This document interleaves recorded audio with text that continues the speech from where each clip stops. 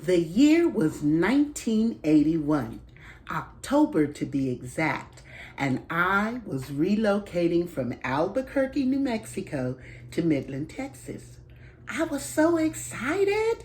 Ooh, I was on my way to accept my dream job working for Southwestern Bell Telephone Company as a long distance operator. I had been told by many that I had it, the voice. I could hardly wait to get on the other end of one of those cute little headsets that had the microphone speaker protruding on a little wire and be able to say to someone, "This is Southwestern Bell. How may I help you?" I was ready. But before I could go, I had to get a few things in order. One of those things was I needed to purchase a new vehicle. My dad had talked to me about my car, which he said was a certified hoopty. And he said, you need a serviceable vehicle because you're going to be too far away for me to pop over and do the little things that are necessary to keep that old car rolling and serving you. I agreed. And I bought a new car. Now, I don't know what made me purchase that particular car because it was a standard transmission. And I knew absolutely nothing, goose egg, about a standard transmission. And I'd never even driven one. But the salesperson was very convincing.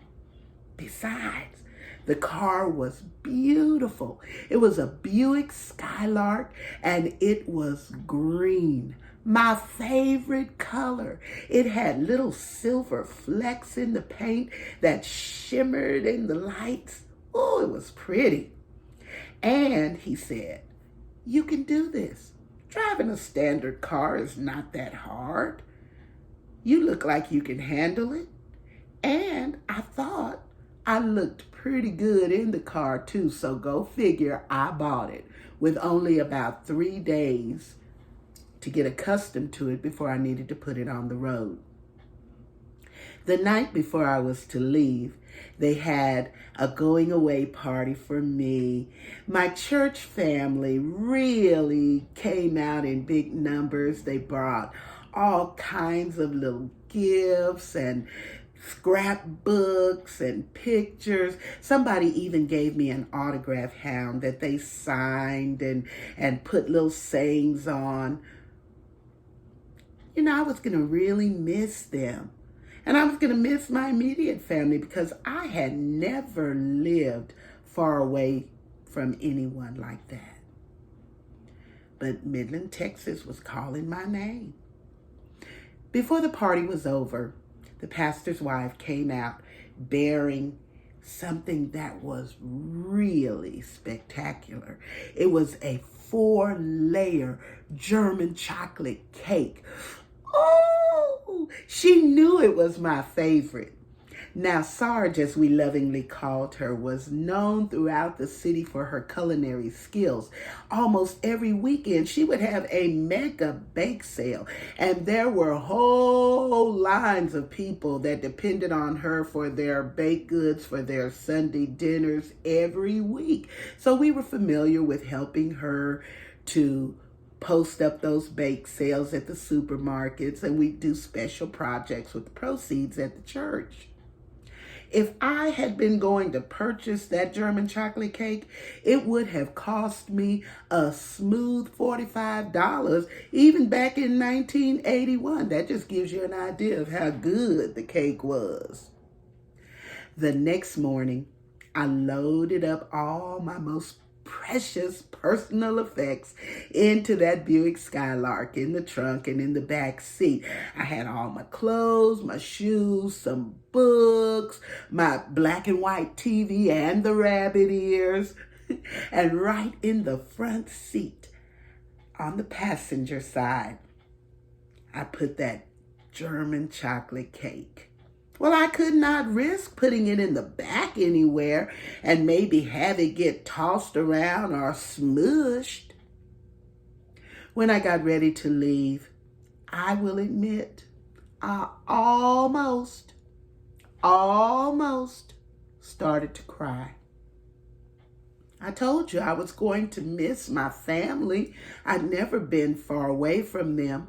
But moreover, I was low-key petrified about driving all that distance by myself. And I was a little bit worried about being able to handle the car right. I mean, a standard transmission on the highway, what if I couldn't shift gears fast enough and maybe I stalled out or stripped the gears and somebody ran into me because I wasn't moving along fast enough? Or what if I was going up a steep incline and I didn't get the gears shifted correctly and I started to roll backwards and bumped into a vehicle behind me and had an accident? Or what if I careened off the side of the road? Or what if... I had all kind of worries, but I managed to keep them under control. I did not cry. I waved courageously to my family and backed out of the driveway and headed to Midland, America. I was doing pretty good. Handling the car, pretty good. It was like a little dance. Press in on the clutch and then tap the brake at the same time and shift that gear. Woo! Nothing to worry about. Everything was going smoothly. I managed to get up on the freeway and then later on the interstate. Everything was going great until I got into the Tarajas Canyon. When I got in the canyon, it seemed like the roads began to compress and get really narrow. And they were winding and curving around the mountain. And, ooh, it was scary.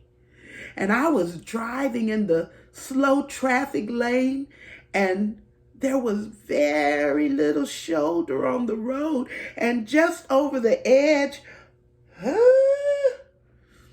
was a drop that was unimaginable. I was so frightened. It didn't help that there were all of these bully 18-wheelers coming along the road, and the drivers were getting a little bit too close and driving a little bit too fast. Why, one of them even honked at me as if I was obstructing the road, and he was angry and wanted me to move to the side. I was distraught. And I don't know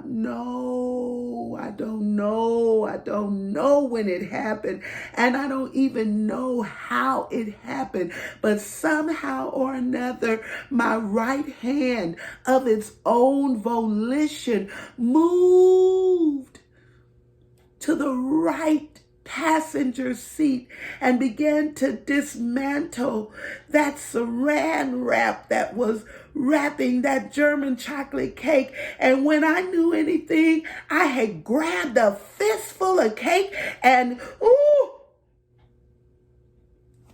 it comforted me. Yes, it did.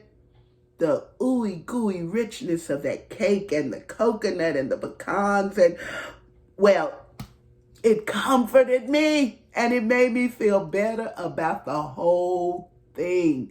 And even though I was still having to really navigate cautiously around those curves, I would grab a fistful of cake, press in on the clutch, tap the brake, and I would brake and cake and brake and cake and brake, and well, I made it.